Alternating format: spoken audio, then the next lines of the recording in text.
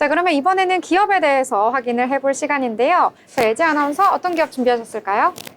네, 제가 오늘 준비한 기업은 스노우플레이크라는 기업입니다. 여러분, 데이터는 21세기의 석유라는 말 다들 들어보셨죠?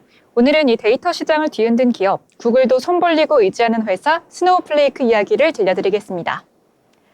먼저 이름부터 되게 재밌는데요. 스노우플레이크, 바로 눈송이라는 뜻입니다. 왜 눈송이냐고요? 세상에 같은 눈송이가 하나도 없잖아요.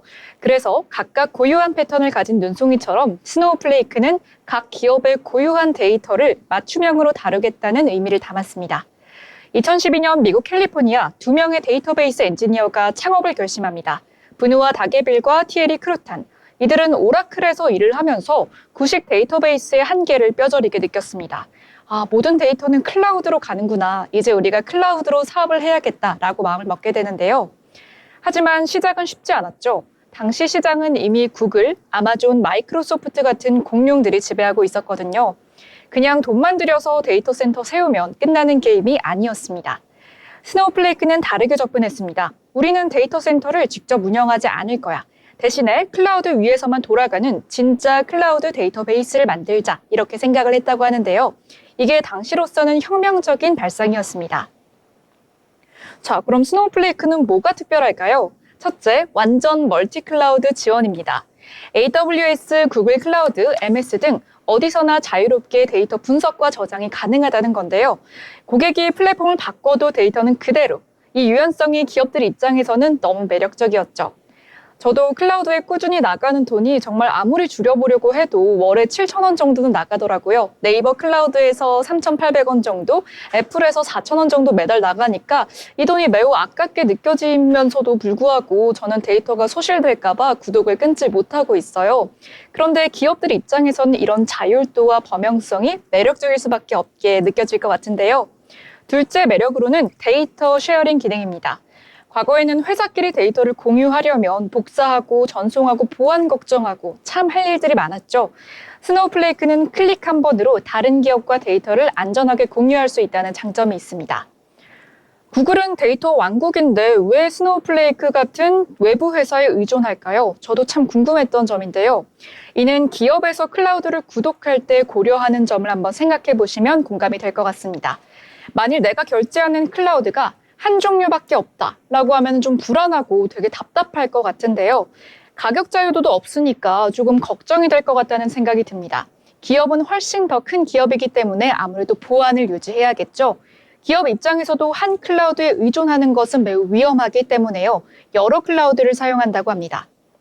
데이터는 AWS에 두고 AI 분석은 구글에서 돌리고 회계 데이터는 MS 아주르로 관리하고 싶어 하죠. 스노우플레이크는 이런 데이터를 하나의 포맷으로 저장해서 어디서 열던 같은 데이터가 나오게 한다는 것이 큰 혁신이라고 볼 수 있습니다.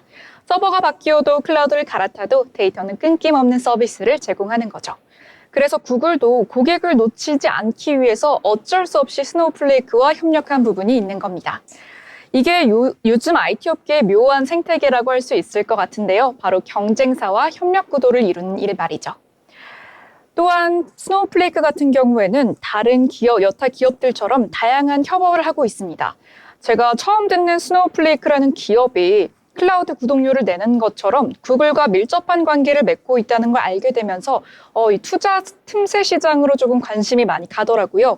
스노우플레이크처럼 거대 다국적 기업들이 외주 맡기는 플랫폼 회사 또 뭐가 있을까요? 당연히 있습니다. 그런 기업들의 이름들을 차례로 소개해드려 볼까 하는데요.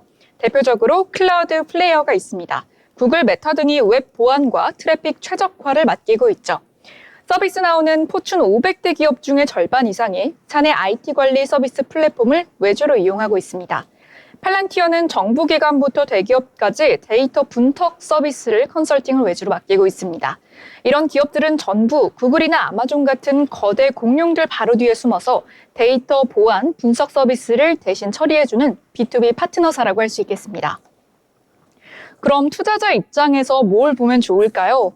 단순히 구글, 아마존만 쳐다볼 게 아니라 그들의 숨은 파트너를 주목해야 합니다. 메가 플랫폼을 서포트하는 B2B 기업들은요, 시장 변동성에도 비교적 안정적인 매출을 꾸준히 올릴 수 있죠. 왜냐하면 이 대기업들이 갑자기 서비스를 끊기는 어렵거든요. 데이터가 쌓이고 시스템이 얽히기 때문입니다.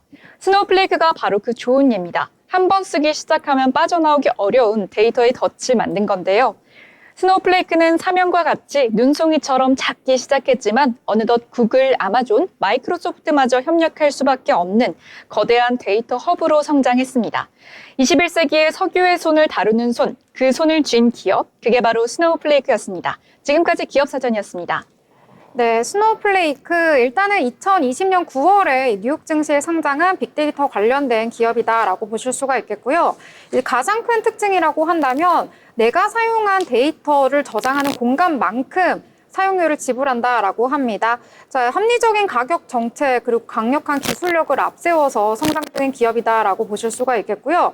이러한 것을 데이터 웨어하우스라고 하는데 일단 글로벌적으로 살펴보자면 1위를 차지하고 있는 게 아마존이고요. 그다음 2위로 차지하고 있는 것이 바로 이 스노우플레이크이기 때문에요. 앞으로 빅데이터가 중요해지는 AI 시대에 새롭게 떠오르고 있는 기업이 아닐까 싶습니다. 투자하실 때 참고하면 좋을 것 같습니다.